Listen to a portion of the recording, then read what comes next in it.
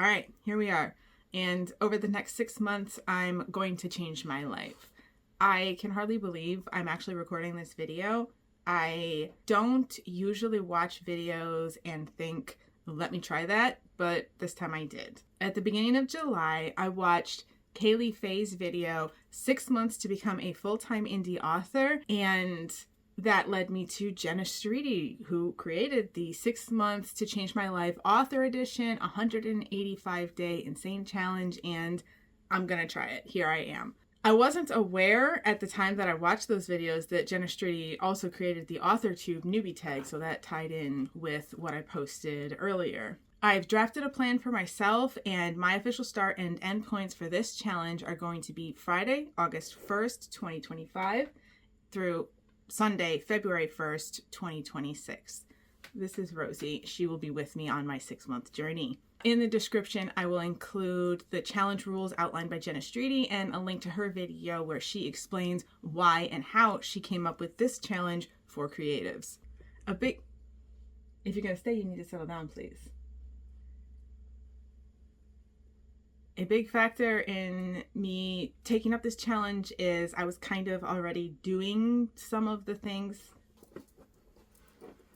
You just need me to pet you? Okay. My goodness. All right. Anyway, so a big factor in me taking up this challenge was I was kind of already doing some of this stuff, but this challenge just organizes it around a 6-month plan. So what does change mean for me, and what are my goals for the end of this 6-month challenge? A success for me is defined by establishing and maintaining regular habits of writing creation, content creation, and any level of positive in my overall self-care and health. 2 writing specific goals that I include in my definition of success by February 1st are 1, to publish at least one of the novelettes that I wrote last year, and to finish revising and set a publication date for my debut novel. I anticipate at this point that I will be self-publishing that. What success means for this channel, I don't plan a bunch of videos focused on this 6-month challenge, maybe monthly or every other month. I plan to record an update about how this is going. And primarily for the rest of this year, though, I will still be posting videos about Tamara Pierce's novels and my thoughts on them. That's why I started this channel. A point of priority is that I am approaching this challenge with a relaxed mindset, or the intention of developing a more relaxed mindset. If I fail at specific points of this outline over the 6-month challenge, I will still have moved forward in some capacity. So as long as I don't give up, failing to achieve specific goals doesn't mean I haven't changed my life, and I will have changed my life. The question is just how much. I think Rosie is feeling anxious about me talking at the camera, and she just wants me to keep petting her, so I'm just going to keep doing that. Challenge number 1. For the beginning of the 6 months, I'm going to revise 10 pages per week for my novel in progress. Currently, this entails some rewriting that can be kind of complicated, so I am making sure to allot enough time to focus rather than trying to rush to complete it. As long as I keep working through 10 pages or so at a time, it will get done. And then once that revision process is complete, my writing goal is to draft 10 pages per 5-day work week or 2 pages per day. One of 2 things happens when I sit down to write. Either it's pulling teeth to get every word and line out, and it can take me 4 hours to get to that 2 pages. Or the scene is ready to come together. It takes me an hour to get the 2 pages out, and I'm in the flow state and I can keep going. We're aiming for that one, but either way, as long as I sit down to reach this minimum 2-page goal, the draft moves towards completion. There you go, good girl. Thank you. Challenge number 2. Completing the revision of Project A is one part of this goal. Completing a draft for Book 1 of Project B is the other part of this goal. A stretch goal for this challenge is to complete a Book 2 draft of Project B. I am an overwriter by nature, so I don't really set word count goals for myself. I'm not writing to reach a certain size. I edit to reach a certain size.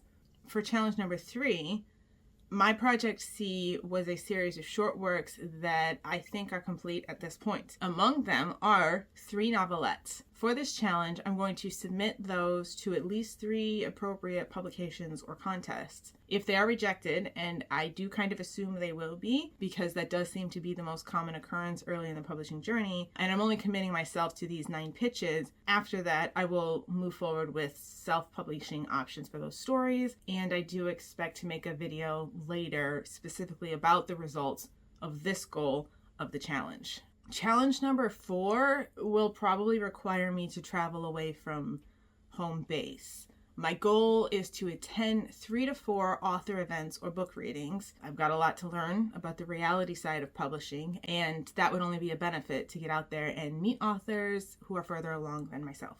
With challenge number 5, the most important part of this goal for me is establishing regular habits of cycles of content creation and consistent regular posting on social media sites. Outside of YouTube, I'm not that much of an online person. So if I want to find the audience that doesn't know yet that they would like what I write, I have to let the internet know it exists and where to find it. The starting goal is 4 to 5 social media posts per week. One of those posts is to include a weekly upload to YouTube to this channel. I have an Instagram account that needs the dust knocked off of it, and I will have to experiment with other sites to settle with or cycle between.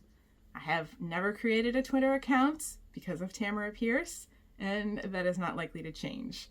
Challenge number 6 is about scheduling off days and break periods and honoring them without guilt. For me, this will mean centering content creation goals in the Monday through Friday timeframe, and then centering writing and personal focus goals in the Thursday to Monday timeframe. There will have to be experimentation around this goal, as with a few of the others. Challenge number 7 is I want to reconnect with my family members on a more regular basis.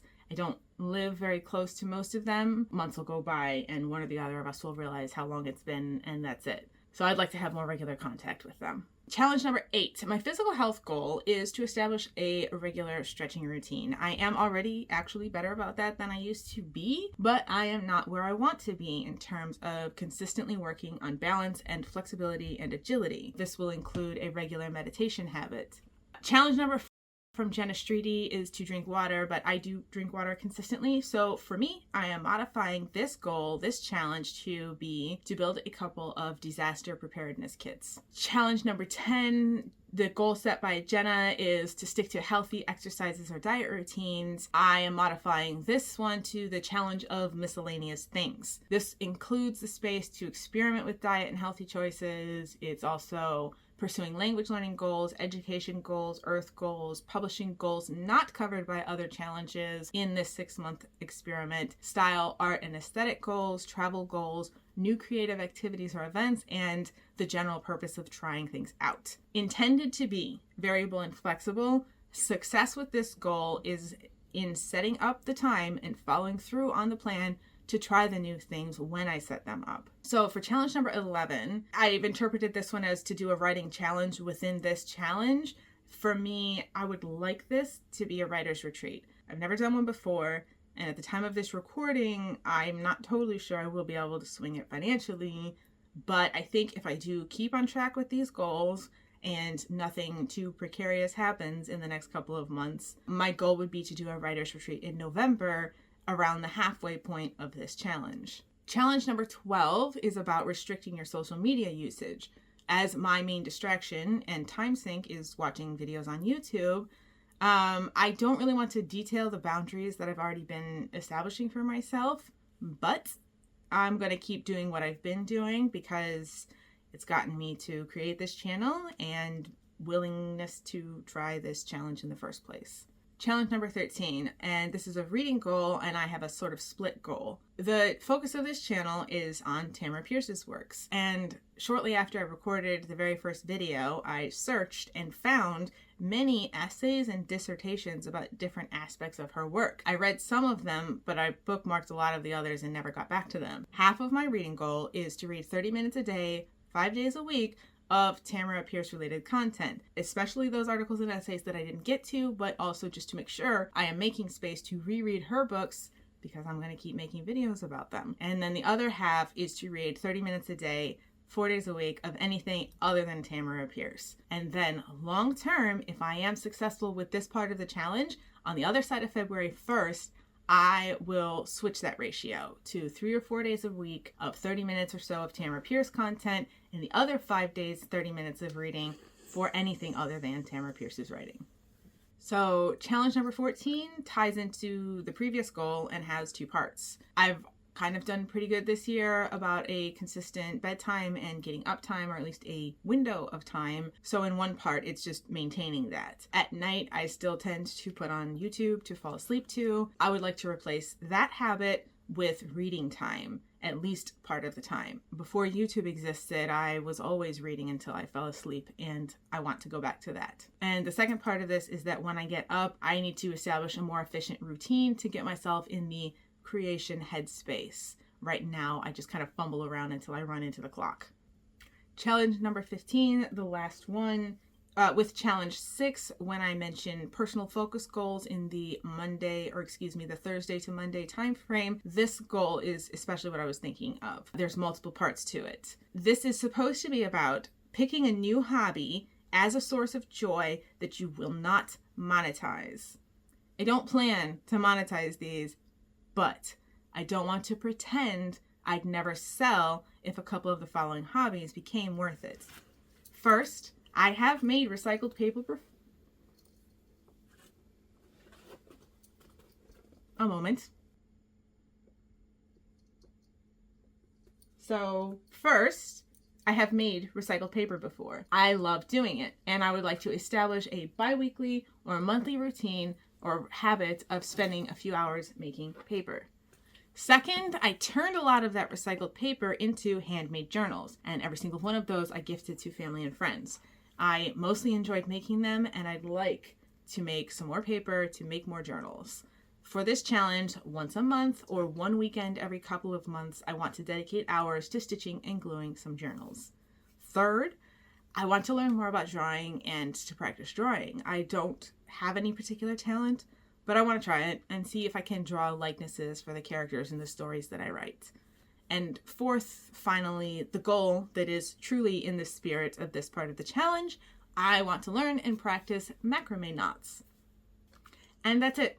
The 15 challenges set by Jenna Streety in this 185 days, 6 months to change my life, a writer's version, modified to meet my goals.